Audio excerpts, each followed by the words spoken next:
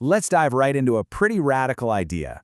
What if our bodies aren't just these machines that break down? What if they're actually listening? Listening and responding to our deepest beliefs about them. I mean, really think about that for a second. This question from Florence Scovel Shinn is the whole key. What if every single thought, every feeling, every little belief you hold is a direct command sent straight to your cells? Now that idea, it could be kind of scary, or it could be the most liberating thing you've ever heard. So to get how this works, we got to look at the way our mind is set up. According to researcher Joseph Murphy, it's like we have two minds.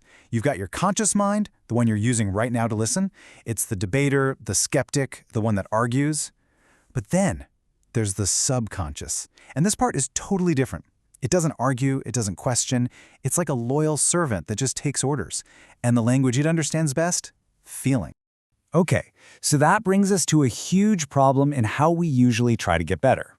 When we're faced with an illness, we do the thing that seems totally logical. We decide to fight it. But what if that very fight is the thing keeping you sick? Think about where your attention goes. This idea from Florence Scovel Shinn is just so powerful. When we pour all our energy into researching symptoms, complaining about the pain, worrying about what the doctor said, we're sending a really loud, really clear message to our subconscious. And that message is, this illness, this is who I am right now. And that loyal servant, your subconscious, goes, okay, got it, and organizes your whole body around that reality. And here's the wild part. This isn't just some nice metaphor. It's a physiological fact. Your subconscious mind literally cannot tell the difference between something you vividly imagine and something that's actually happening. So when you imagine something with real feeling, your brain releases the same chemicals, your nervous system fires the same way, and your body physically shifts. To your body, what you imagine is real. So, if focusing on the problem just makes it stronger, what's the answer? Well, this is the big turning point. The secret isn't in just thinking positive thoughts or using willpower. It's about speaking the body's true native language, feeling, emotion. And this brings us to this incredible concept from Joseph Murphy. He called it the feeling of the wish fulfilled. See, this isn't about hoping you'll be well someday in the future.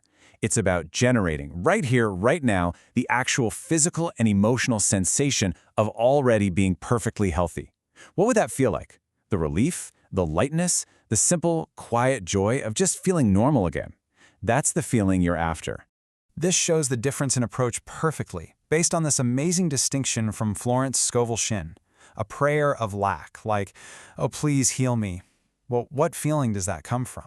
It comes from a feeling of sickness, and it just reinforces it. But a declaration of faith, something like, thank you for my perfect health, that assumes it's already done. It's spoken from the end result. Your subconscious hears the feeling of gratitude and wholeness, not just the words. Okay, this all sounds great in theory, but how do we actually do it? Let's get practical. Let's break down the how-to with two really simple but powerful techniques you can use to start reprogramming your mind and body. Okay, first, the nightly scene. You know that incredible, drowsy state right before you fall asleep? That is prime time. Your subconscious is wide open, so you create a short, simple scene in your mind that implies you're already healed. Then, in the morning, before all the day's stress rushes in, you do your morning declaration. You speak a statement of health out loud, not like you're wishing for it, but like you're stating a fact. Now, to really make this work, here are a few key tips. First, be specific.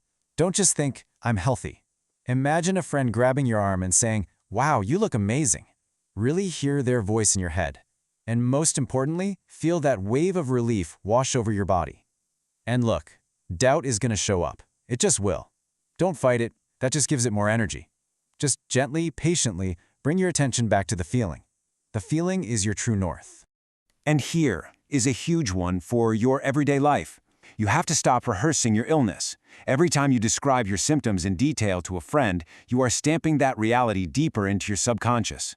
So instead, learn to talk about where you're going. Talk about the strength you're regaining, the energy that's returning. Now, I know what you might be thinking. Is this just wishful thinking? Is this just fluff? Absolutely not. This whole process is actually grounded in real principles that we see evidence for everywhere, even in modern science. This isn't magic, it's a law. I mean, just look at the placebo effect. We have countless studies where people are given a simple sugar pill, but they're told it's a revolutionary new drug. And what happens? They experience real, measurable biological changes. Tumors shrink, pain vanishes, immune systems fire up. The only active ingredient in that pill was their own belief. So the real question is, what could you do if you use that power on purpose? This is exactly why Florence Scovel Shinn said that after seeing this work again and again, she just couldn't call it a miracle anymore. You know, a miracle feels random, like a one-off event. She started calling it lawful, because it's a principle. It's like gravity. If you meet the conditions, it works. Every time. So, as we bring this all together, the biggest thing to take away is a huge shift in how you see yourself. You are not some passive victim of your own biology. You are the one thinking the thoughts and feeling the feelings, and that means you are holding the most powerful healing instrument that has ever existed, right now. If you only remember one thing from all of this, let it be this right here. The feeling is the signal. That's the instruction, and your body will follow. You have the power to change the signal you're sending, generate the feeling of being whole, and your body, that loyal servant, will get the message and follow that command. This power is yours, right now. It has always been yours. So really, the only question left to ask is, will you use it?